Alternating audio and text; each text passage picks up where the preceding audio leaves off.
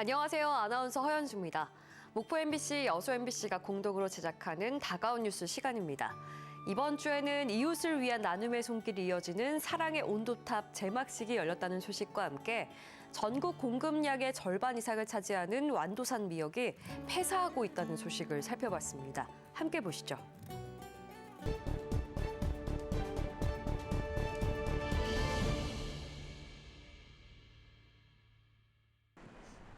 여수시청 앞 교차로엔 사랑의 온도탑이 설치됐습니다.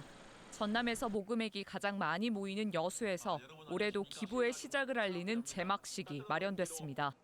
행복을 더하는 기부로 바꾸는 석유화학, 철강산업의 불황으로 올해 극심한 경기 침체를 겪은 전남 동부권. 하지만 여수에선 산단 입주 기업들의 지역 공동체를 위한 나눔이 이어졌습니다. 이날 행사에서만 민간, 공기업 등 7곳이 9,900만 원을 기부했습니다. 경기에 너무 솔직히 안 좋은 것 같습니다. 여러모로 어렵다고 또 누군가 안 해버리고 어렵다고 힘들다고 또 안 한다면 그럼 누가 할까 싶어서. 지난 연말 모은 기부금의 배분식도 열렸습니다. 월동 난방비, 차량 지원 등 5억 2천만 원이 여수에 있는 어려운 이웃들에게 전달될 예정입니다.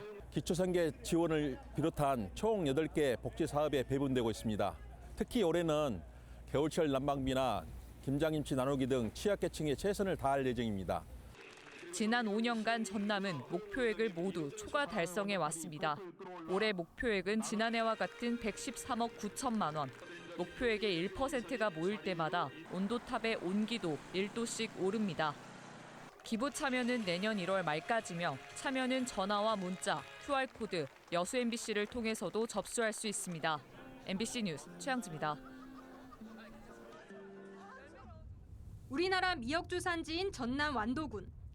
햇미역이 나려면 아직 한 달이 남았는데도 해상 곳곳에서 바닷속 양식줄을 걷어올리는 작업이 한창입니다.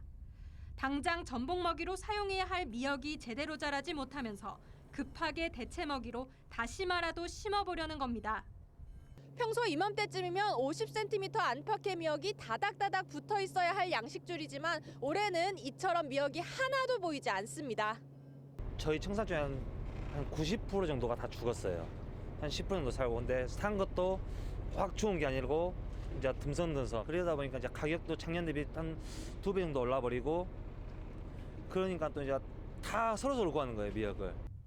올해 완도군 전체 시설량의 절반 이상이 이 같은 엽채 탈락 피해를 입은 상황. 가을철 수온 정체 영향으로 풀이됩니다. 미역 양식 시작 시기는 일반적으로 수온 18도 이하가 가장 적합합니다. 그러나 올해는 10월 중순까지 수온이 22도 내외로 정체되었고 평년에 비해 약 2주 정도 늦게 수온이 내려가면서 어린 엽채가 정상적으로 생장하지 못한 것으로 판단됩니다. 하지만 어민들 사이에선 수온만의 문제가 아니라는 주장도 나옵니다. 실제 한 어가에서 100m 거리를 두고 같은 종자를 심은 양식장을 비교해봤습니다. 비교적 온도가 높았던 10월 초 심은 미역은 빼곡히 잘 자랐는데 오히려 11월 초 심은 미역은 모두 죽었습니다. 한날 한시에 씨앗을 뿌린 양식장 내에서도 일부 줄에서만 미역이 아예 자라지 않는 기현상이 나타나고 있습니다. 특히 어민들은 매년 고사 피해가 없었던 것이 아니라면서도 올해는 유독 완도에만 심한 피해가 집중된 만큼 신속한 전수조사를 요구하고 있습니다. 이게 지금 어민들이 어디서 어떻게 뭐가 잘못됐는지를 판단이 안 돼서 이 계획을 세우지를 못합니다. 만약 이게 잘못되면 한 해 농사인데 정확한 판단을 하기 위해서 전수조사가 좀 필요할 것 같습니다. 일각에선 물속에 녹아있는 산소량이 극도로 낮아지며 과한 광합성을 유발하는 청수 유입이 원인으로 작용했을 가능성도 제기되는 상황. 하지만 이 같은 이상조류 현상은 고수온과 달리 관측이 어려운 데다 실제 전남 해양수산과학원의 수질 검사에서도 별다른 이상이 발견되지 않으면서 어민들의 불안은 커지고 있습니다. MBC 뉴스 서희령입니다. 내년 정부 예산안에 반영됐던 섬 박람회 국비는 32억 3천만 원.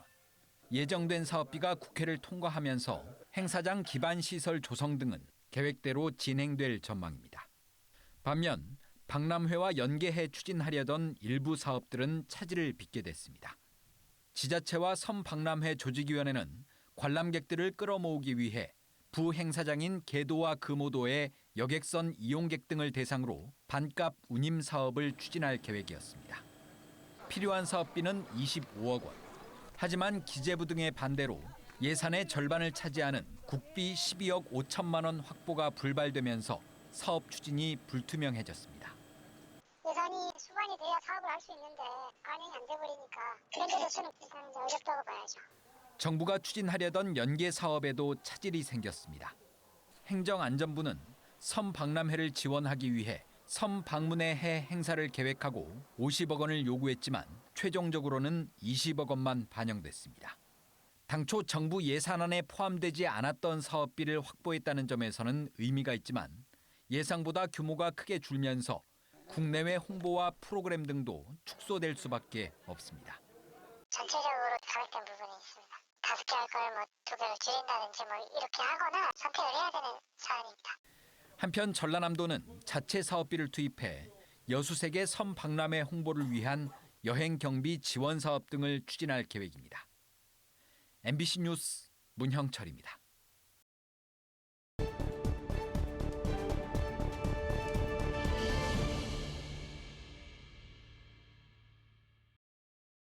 농업기술원 과수연구소의 아열대 작물 시험포. 익숙한 사과배 대신 바나나와 망고, 용가가 탐스럽게 열려 있습니다. 기온 상승으로 전남이 아열대 기후권에 가까워지면서 아열대 작물이 주목받고 있습니다. 지난해 광주 전남 연평균 기온은 15.9도, 평년보다 2도 높고 역대 최고였던 2023년보다도 0.9도 높았습니다. 과수연구소는 이런 변화에 대응해 각종 아열대 작물을 시험 재배하고 농가에 기술을 지원하고 있습니다.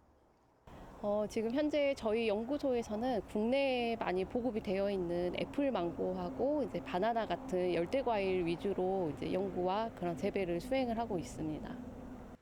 전남 지역의 아열대 작물 재배 면적은 최근 5년간 30배 이상 증가해 지금은 전국의 절반 이상을 차지할 만큼 빠르게 늘고 있습니다. 이에 따라 과수연구소는 농가 맞춤형 재배 기술을 개발하고 현장의 애로사항도 살피고 있습니다. 그런 작목들을 도입한 농가들의 그 애로사항을 청취하고 또 문제점을 해결하기 위해서 연구회를 조직하고 또 관련된 그런 정보들을 제공하고 전라남도는 연구 기반을 강화하기 위해 내년까지 295억 원을 투입해 해남의 아열대 농업 연구 클러스터를 만들고 있습니다. 시험 재배부터 기술 개발, 교육까지 가능한 종합 연구센터입니다. 기후변화에 능동적으로 대응한 과학 기반의 농업이 새로운 농가 소득원으로 자리 잡고 있습니다. MBC 뉴스 문현철입니다.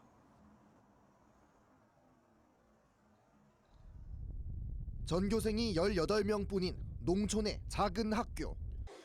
오늘은 교실 안에 고소한 팝콘 냄새가 풍깁니다. 지난 1년 동안 학생들이 직접 만든 영화를 보는 작은 시사회가 열렸습니다. 제목은 강진만 람사르를 꿈꾸다. 천혜의 습지인 강진만을 환경 오염을 일삼는 악당들로부터 지켜내 람사르 습지로 만들려는 꼬마 영웅들의 이야기가 펼쳐집니다. 강진만과 인접한 이곳 작은 학교는 평소 생태 체험과 환경 교육 등 습지 학교를 운영하고 있습니다. 체험을 통해 자연을 배워온 학생들은 자연을 지키는 일에 관심도 열정도 남다릅니다. 강진만이 람사르 습지로 등록이 돼야 생물들이나 쓰레기를 안 버리고 사람들이 그러기 때문에 람사르 습지로 등록이 돼야 될 것 같아요. 강진만이 아주 자연에서 소중한데 사람들이 여기 쪽 시골이어서 잘 모를 때가 많아요. 그래서 이곳 강진만을 잘 홍보하고 그런 걸 저희가 더 노력해야겠다고 생각하고 저희 학교가 막 홍보를 하고 그래서 많은 사람들이 관심을 줬으면 좋겠어요. 학생들의 진심이 담긴 영화 강진만 람사르를 꿈꾸다는 해외 관객들도 만날 예정입니다. 또 이 영화가 그 중국 아시아 습지학교 네트워크 창립식에 또 소개가 출품이 돼가지고 12월 10일에 또 중국에서도 상영할 예정이거든요. 네, 그래서 아시아의 아주 각국의 그 학교 기관 전문가들 앞에서 우리 학교 학생들이 만든 한국 영화가 국제 무대에 소개될 수 있는 오는 18일부터는 전남교육청의 작은 학교 영화 영상제에 출품돼 전남과 해외 35개교 학생들이 만든 46편 작품과 함께 목포의 영화관과 호텔 등에서 관객들을 만나게 됩니다. MBC 뉴스 안준호입니다. 툇마루 위에 놓인 단출한 의자 하나.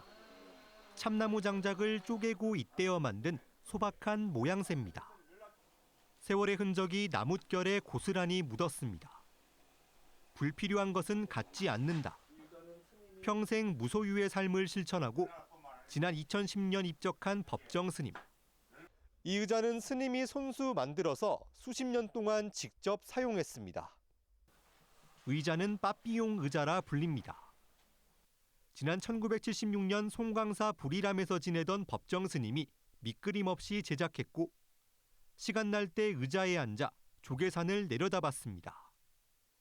인생을 낭비한 죄로 외딴 섬에 갇힌 영화 주인공 빠삐용을 생각하며 자신도 그러지 않는지 돌아보기 위해 의자를 만들었다고 전해집니다.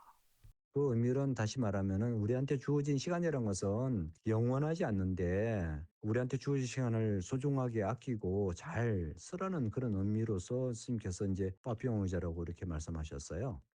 최근 국가유산청은 빠삐용 의자를 비롯해 파란만장한 우리 역사를 보여주는 근현대 문화유산 10건을 예비 문화유산으로 선정했습니다. 50년이 지나지 않았지만 보존 가치가 높은 유산의 훼손을 미리 막고 미래 문화자원으로 활용하기 위해 지난해 처음 도입한 제도입니다. 이 빠삐용 의자를 좀 적극적으로 활용하기도 하고 그리고 지금 있는 상태가 조금 부족한 점이 있다고 하면 보존 처리라든지 이런 것들을 통해서 체계적인 관리를 해나갈 생각을 갖고 있습니다. 생나무를 베지 않고 땔감으로 만든 작은 의자. 청빈한 삶이 묻어난 법정 스님의 빠삐용 의자는 아직 우리에게 울림과 가르침을 주고 있습니다. MBC 뉴스 유민호입니다.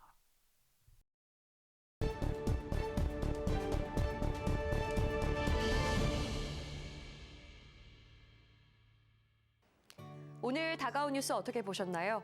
다음 이 시간에도 더욱 풍성한 소식으로 찾아뵙겠습니다. 여러분의 많은 시청 바랍니다. 고맙습니다.